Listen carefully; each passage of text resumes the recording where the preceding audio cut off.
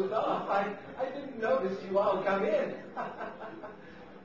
When I feed, my eyes get tired and it makes me a little sleepy. But here you are, and I am so glad you could come. I do like visiting. We always had many guests at our house, and sometimes they would stay for over a week. Do we have enough food back there to last a week? No. No? Oh, just as well, I suppose. When we had our home in Pincher Creek, Mama made sure there was always food on the table and coffee on the stove for guests. But before that, I remember the long journey. Ah, yes. When I was a little girl, about your age, I think, I would wake to the smell of frying fish and bannock.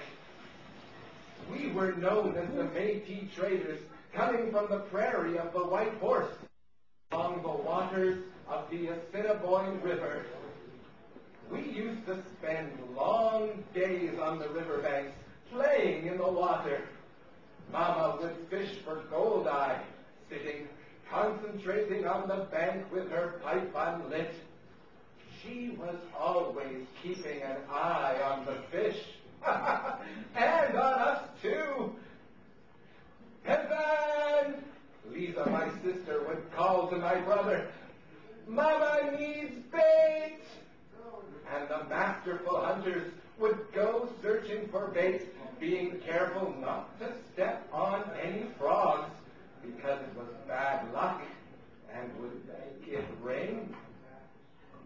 At the end of the day, my sister and I would pick white berries and rose hips, and then sit on a log and see who could string the longest strand of berries and shells. That is how we learned to feed and sew, sitting on that small log at Mama's feet. Then there was the morning of the big trip across the western plains. The men harnessed the bull teams to the carts. Mama drove our cart. Papa was on horse. The children piled in the back. I remember traveling through forests until we got to the great plains with rolling acres of grass, taller than me, taller than you, too. We farmed when needed, moving on whenever the settlement of people threatened to close in. Papa said it made him restless, and so we traveled on. We had one objective in life, and that was to wander, as my mother's ancestors had done before them. But there was a passionate search for amusement, too. We would visit and travel with many families along the way, and camps rang with song and laughter days on end. Until the tea and tobacco ran out, and everyone moved on to find new sources of supply. When we traveled, Mama would converse with the Cree and did the trading.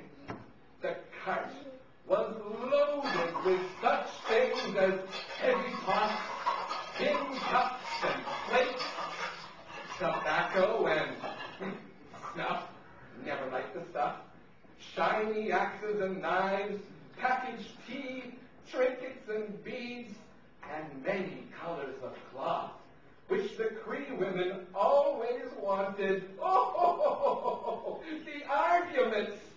I don't think the men cared for such bright-colored cloth, but the women always got what they wanted. We followed the buffalo that were followed by the Cree Indians. The buffalo fed them, clothed them, and covered their teepees. They were huge, gigantic creatures and I was glad never to see one up close. A scout rider would gallop into the camp shouting, "Buffalo ahead! Buffalo ahead!" The best riding horses were rounded up. Men strapped on their powder horns and placed guns over the pommels of their saddles. The captain of the camp gave quick orders, for this meant we would have fresh meat.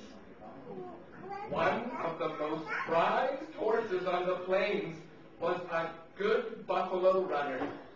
It was necessary to get to the front of the pack, where the rider could take aim on the big buffalo.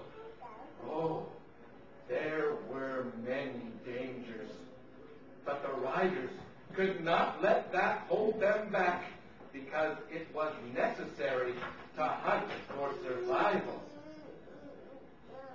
And so it began. They started at an easy gallop. The plain stretched out as smooth as a blanket.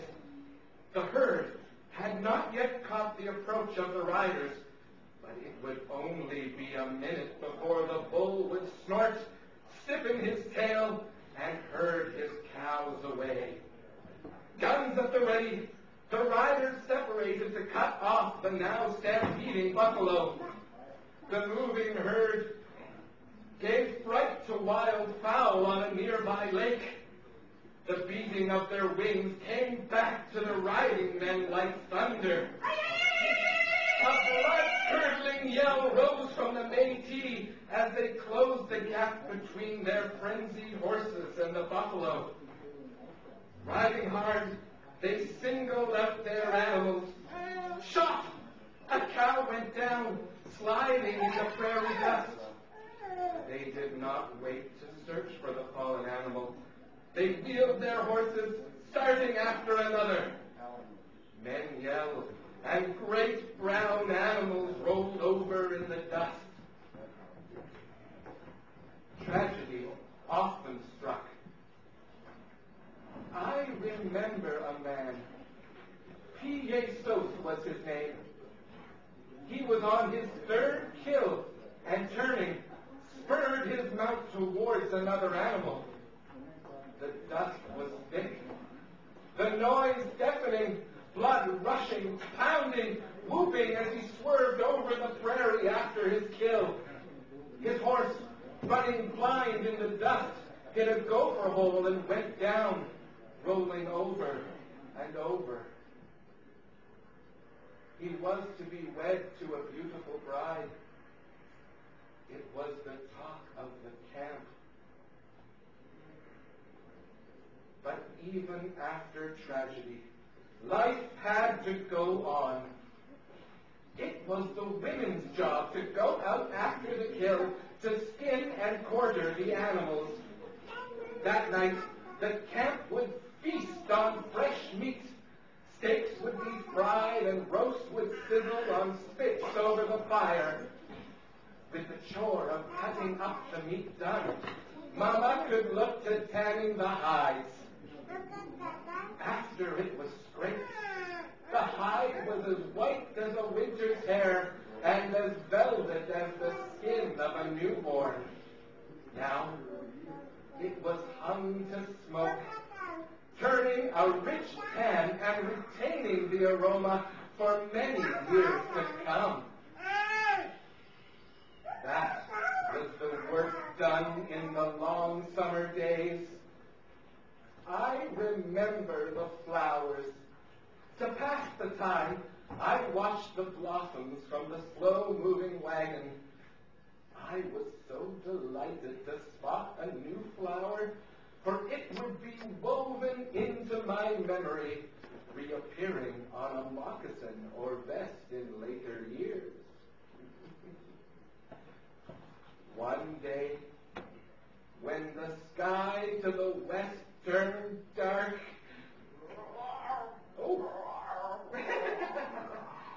and rumbled like an old woman's stomach, Papa signaled to make camp at the place that would later be called Pincher Creek. Speaking of rumbling stomachs, I am a bit hungry myself. Reliving old tales can build quite an appetite. Is there any tea or bannock left for me? Oh, yeah. Yeah.